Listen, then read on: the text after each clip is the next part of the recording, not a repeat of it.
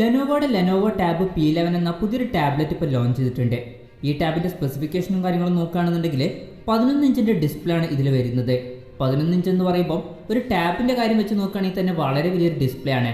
ഒരു mini ലാപ്ടോപ്പിൻ്റെ size എന്ന് വേണമെങ്കിൽ പറയാവുന്നതാണ്. ഇതിൽ 2K ഡിസ്പ്ലേ ആണ് കൊടുത്തിരിക്കുന്നത്. 2000x1200 എന്ന റെസൊല്യൂഷനിലാണ് ഈ ഒരു ടാബ്ലറ്റ് വരുന്നത്. IPS LCD പാനലാണ് ഈ ടാബിൽ ഉപയോഗിച്ചിരിക്കുന്നത്. പിന്നെ 4 ഭാഗത്തും ബെസൽസുമായിട്ട് വരുന്ന ഡിസൈനാണ് ഈ ടാബിൽ വരുന്നത്. ടാബിൻ്റെ പീക്ക് ബ്രൈറ്റ്നസ് വരുന്നത് 400 നിറ്റ്സ് ആണ്. പിന്നെ കണ്ണിനൊന്നും വല്ലാത്ത സ്ട്രെയിൻ വരാതിരിക്കാൻ വേണ്ടിയിട്ട് TUV റെയിലും സർട്ടിഫൈ ചെയ്തിട്ടുള്ള ഡിസ്പ്ലേ ആണ് ഈ ടാബിൽ ഉപയോഗിച്ചിട്ടുള്ളത്. ടാബിൻ്റെ വെയിറ്റ് വരുന്നത് ഏകദേശം 490 ഗ്രാം ആണ്. തിക്നെസ് വരുന്നത് ഏകദേശം 7.5 mm ആണ്. പിന്നെ പ്രോസസ്സറിൻ്റെ കാര്യം പറയുകയാണെങ്കിൽ സ്നാപ്ഡ്രാഗൺ 662 എന്ന പ്രോസസ്സറാണ് ഈ ടാബിൽ ഉപയോഗിച്ചിരിക്കുന്നത്. ഈ ഒരു ടാബ് വരുന്നത് 16,900 രൂപ പ്രൈസ് റേഞ്ചിലാണ്. ആ ഒരു പ്രൈസ് റേഞ്ച് വെച്ച് നോക്കുകയാണെന്നുണ്ടെങ്കിൽ ഫോണുകളുടെ കാര്യത്തിൽ സ്നാപ്ഡ്രാഗൺ 662 എന്നുള്ള പ്രോസസ്സർ ബെസ്റ്റ് ആയിട്ടുള്ള പ്രോസസ്സറൊന്നുമല്ല. പക്ഷേ ടാബുകളുടെ കാര്യം മാത്രം നമ്മൾ നോക്കുകയാണെന്നുണ്ടെങ്കിൽ ഈ ഒരു പ്രൈസ് റേഞ്ചിൽ ഇത് അത്യാവശ്യം നല്ലൊരു പ്രോസസ്സർ തന്നെയാണ്. കാരണം ഈ ഒരു പ്രൈസ് റേഞ്ചിൽ ഇപ്പോൾ അധികം ടാബുകളൊന്നും ലോഞ്ച് ചെയ്യുന്നില്ല.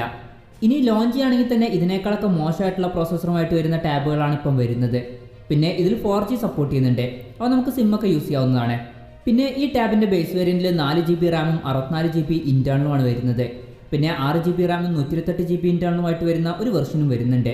പിന്നെ മെമ്മറി എക്സ്പാൻഡ് ചെയ്യണമെന്നുണ്ടെങ്കിൽ ഈ ടാബിൽ മെമ്മറി കാർഡ് സ്ലോട്ട് കൊടുത്തിട്ടുണ്ട്. പിന്നെ ഈ ടാബിൽ കീബോർഡും സപ്പോർട്ട് ചെയ്യും, അതുപോലെ തന്നെ സ്റ്റൈലസും സപ്പോർട്ട് ചെയ്യുന്നതായിരിക്കും. പിന്നെ ആൻഡ്രോയിഡ് 10 ബേസ് ചെയ്തിട്ടുള്ള സോഫ്റ്റ്വെയറുമായിട്ടാണ് ഈ ടാബ് വരുന്നത്. ക്യാമറയുടെ കാര്യം പറയുകയാണെങ്കിൽ ടാബിൻ്റെ പിന്നിൽ 13 മെഗാപിക്സലിലെ ക്യാമറയാണ് വരുന്നത്. ഫ്രണ്ടിൽ 8 മെഗാപിക്സലിലെ ക്യാമറയും കൊടുത്തിട്ടുണ്ട്. പിന്നെ ഈ ടാബിൽ ഡോൾബി അറ്റ്മോസിൻ്റെ സൗണ്ട് സപ്പോർട്ട് ചെയ്യുന്നുണ്ട്. പിന്നെ ഈ ടാബിൽ ക്വാഡ് സ്പീക്കേഴ്സാണ് വരുന്നത്. ഈ ടാബിൽ 7700 mAh ബാറ്ററി കൊടുത്തിട്ടുണ്ട്. 20 വാട്ടിൻ്റെ ഫാസ്റ്റ് ചാർജിങ്ങും സപ്പോർട്ട് ചെയ്യുന്നുണ്ട്. Type-C ചാർജിംഗ് പോർട്ടാണ് ഈ ടാബിൽ കൊടുത്തിരിക്കുന്നത്.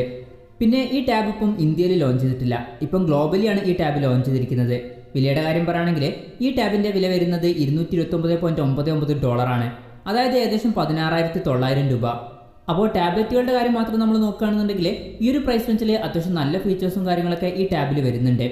പിന്നെ ഈ ടാബ് ഇന്ത്യയിൽ ലോഞ്ച് എന്നുള്ള കാര്യങ്ങളൊന്നും ഇപ്പം അറിയാൻ കഴിഞ്ഞിട്ടില്ല. അതിനെ പറ്റിയിട്ടുള്ള കൂടുതൽ കാര്യങ്ങളൊക്കെ അറിയുമ്പോൾ അതിനെ പറ്റിയിട്ടുള്ള വീഡിയോസ് നമ്മൾ ചെയ്യുന്നതായിരിക്കും. അപ്പോൾ അതുപോലുള്ള വീഡിയോസ് കാണാൻ താല്പര്യമുണ്ടെന്നുണ്ടെങ്കിൽ ഈ ചാനലും സബ്സ്ക്രൈബ് ചെയ്ത് വെക്കാവുന്നതാണ്.